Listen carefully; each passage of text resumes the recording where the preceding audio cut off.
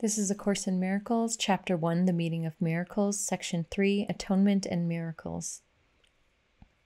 I am in charge of the process of atonement, which I undertook to begin. When you offer a miracle to any of my brothers, you do it to yourself and me. The reason you came before me is that I do not need miracles for my own atonement, but I stand at the end in case you failed temporarily. My part in the atonement is the canceling out of all errors that you could not otherwise correct. When you have been restored to the recognition of your original state, you naturally become a part of the atonement yourself. As you share my unwillingness to accept error in yourself and others, you must join the great crusade to correct it. Listen to my voice, learn to undo error, and act to correct it. The power to work miracles belongs to you. I will provide the opportunities to do them, but you must be ready and willing. Doing them will bring conviction in the ability, because conviction comes through accomplishment. The ability is the potential, the achievement is its expression, and the atonement, which is the natural profession of the children of God, is the purpose. Heaven and earth shall pass away means that they will not continue to exist as separate states. My word, which is the resurrection and the life, shall not pass away because life is eternal. You are the work of God, and his work is wholly lovable and wholly loving. This is how a man must think of himself in his heart, because this is what he is. The forgiven are the means of the atonement. Being filled with spirit, they forgive in return.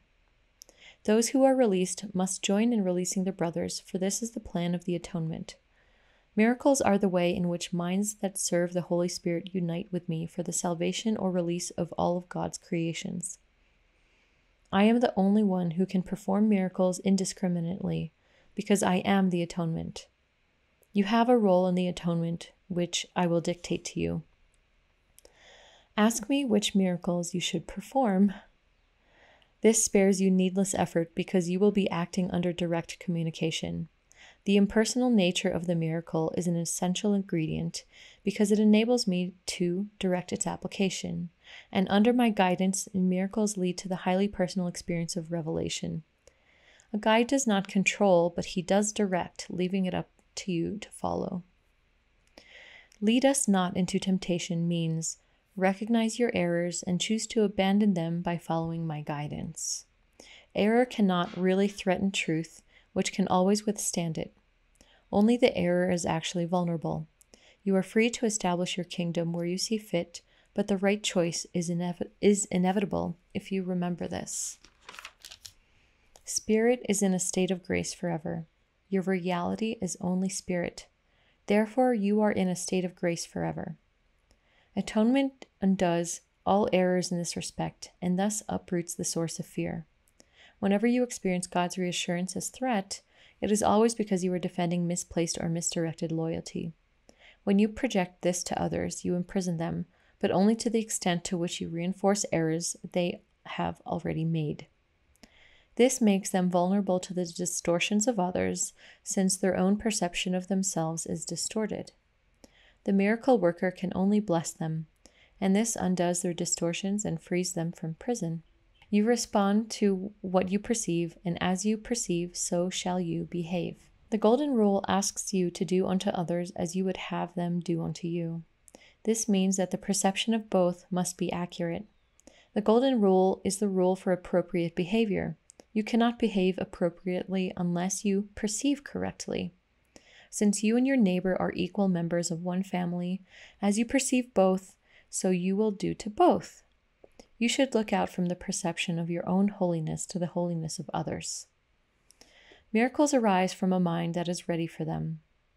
By being united, this mind goes out to everyone, even without the awareness of the miracle worker himself. The impersonal nature of miracles is because the atonement itself is one, uniting all creations with their Creator. As an expression of what you truly are, the miracle places the mind in a state of grace. The mind then naturally welcomes the host within and the stranger without. When you bring in the stranger, he becomes your brother. That the miracle may have effects on your brothers that you may not recognize is not your concern. The miracle will always bless you. Miracles you are not asked to perform have not lost their value. They are still expressions of your own state of grace, but the action aspect of the miracle should be controlled by me because of my complete awareness of the whole plan. The impersonal nature of miracle-mindedness ensures your grace, but only I am in a position to know where they can be bestowed. Miracles are selective only in the sense that they are directed towards those who can use them for themselves. Since this makes it inevitable that they will extend them to others, a strong chain of atonement is welded. However, this selectivity takes no account of the magnitude of the miracle itself, because the concept of size exists on a plane that is itself unreal. Since the miracle aims at restoring the awareness of reality, it would not be useful if it were bound by laws that govern the error it aims to correct. So, atonement and miracles. So the thing that stands out the most to me about this section is about the golden rule. It says the golden rule asks you to do unto others as you would have them do unto you. This means that the perception of both must be accurate. And it is the rule for appropriate behavior. You cannot behave appropriately unless you perceive correctly. Since you and your neighbor are equal members of one family, as you perceive both, so you will do to both. You should look out from the perception of your own holiness to the holiness of others. So there's a lot there, but something that this reminds me of is a conversation I was having the other day, because racism has been a big theme and topic, especially in the US in the last months. I mean, for a long time, but it's been bubbling up even more. When I got my genetic test done with 23andMe, it basically shows your entire lineage and how humanity has basically traveled all around the world. So my mom is from the Philippines and my dad is from Ohio in the US. But you can see where these roots, both of them, have traced back to. For my mother, from the Philippines, it was other parts of Asia, which traced back to the Middle East, which then traced back to Africa. And on the American white side, okay, I know, Ohio and a little bit back, but eventually that goes back to Europe, and that also goes back to Northern Africa and the Middle East, and then to not Southern Africa, but somewhere in the center of Africa.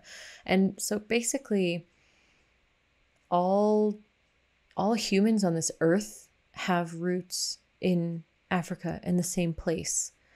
And I find it really strange that we are so, as humanity in general, so hateful, when, in a sense, we're all just one big family. And it says, since you and your neighbor are equal members of one family, as you perceive both, so you will do to both. So, meaning we're all part of the same. And so everything that you're projecting onto your brother or sister or other person is actually what you're projecting onto yourself. Always, without fail. So to me, it's always about bringing it back to your mind to, okay, like one of the steps is, okay, I'm perceiving this in somebody else and I'm judging them. So then I'll bring it back to myself. Okay, how is this reflecting back to a judgment that I'm holding on to myself, or that I'm holding on to, period? And how is that blocking love? And then I basically trace it back until I can perceive correctly, which is you should look out from the perception of your own holiness to the holiness of others. So what that means is I start to come back to expanding my perception of not seeing myself as separate, but holy. So when I can come back to seeing myself as there's no separation between me and the other person, then I can perceive correctly. And then I can see clearly what I am doing onto others and how that is literally, directly doing something to myself. So to me, this is the crux of this whole section. But, it basically kind of gets repeated in different ways. Like it says, when you offer a miracle to any of my brothers, you do it to yourself and me. So it's realizing, what is it that we're extending to others? Because that's really what we're extending to ourselves. Are we extending love? Are we extending judgment? And that is going to reflect what we're giving to ourselves. And what else? It says, when you have been restored to the recognition of your original state, you naturally become part of the atonement yourself. So he's just starting to talk about the atonement, and we'll go more in depth when it comes up again, more in the text. But a couple of other things that I wanted to acknowledge is that heaven and earth shall pass away means that they will not continue to exist as separate states. So what that means is, to me, the way that I interpret this is that it's not about waiting until we die to experience heaven. What it means is what our experience now is the experience that we're creating, and we can choose to have a heaven experience or hell experience. And that comes from our perception. How are we perceiving our moment-to-moment experience? Are we experiencing joy? Are we experiencing anger?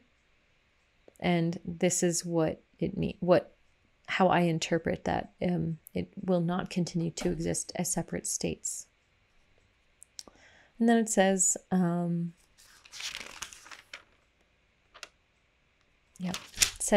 ask me which miracles you should perform. This spares you needless effort because you will be acting under direct communication.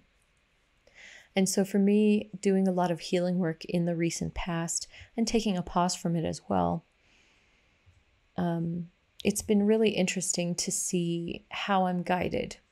I think when I was first learning a lot of different healing techniques, I was just so excited to practice it and show it and almost like show off, like, oh, look what I can do. But at the same time, also wanting to help people and perceive that, oh, they're suffering. Oh, I can help them, But it was almost like too much. And part of it was that I wasn't perceiving correctly.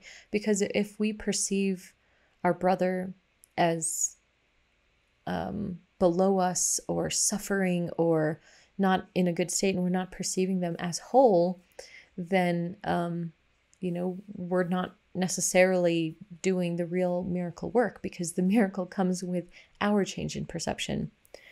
Just 2 days ago, I was with a group and we were going up a mountain, and one of the guys showed me this really extremely gruesome sort of thing on his ankle, which was a disease, some sort of bacteria reaction of some bite that he had gotten from some insects. And it was pretty like shocking to look at. And I immediately jumped to my like healer mindset of like, oh, I can help, I can do a reading and I can clear that. And but what I've learned in the healing practices that I do, all of them, is that I always ask for guidance. I always ask the Holy Spirit or Creator, like, is this something that I need to do? Is this like, because I'm capable, we're all capable of performing miracles, but sometimes it's unnecessary. And so, like it says here, ask me which miracles you should perform. It spares you the needless effort because you will be acting under direct communication. So when I saw that, I immediately already started going into the story of like, where does it come from? How it's like from the guy's mother's lineage from 5 generations back, getting really real specific details and words. And then I asked about my guidance about, should I share this? Or do I need to do this? Do I need to perform this miracle? And no, I didn't need to at all. And so it was also my experience of learning how to trust the guidance, how to receive the communication and follow. Like it says, you will be acting under direct communication, because we don't know what is best. We don't know if we need to say something or not. And it can go in both ways. It can go where you don't want to share anything, but then your guidance is very much clearly saying, yes, reach out, say something, do something. And then there are times where you're like, oh, I want to do this thing. Oh, I want to share them. I want to maybe show off like what I can access because it's so cool. But then the guidance is like, no, you don't need to say a word. And it is such a beautiful experience to be able to live from this place of trust. This is my message for anyone who enjoys performing miracles. It's not about you. It's actually just about following and asking for the guidance about what to do, what not to do, and following it and trusting it. So that's all for this section of Atonement and Miracles. And thank you for joining. Bye for now.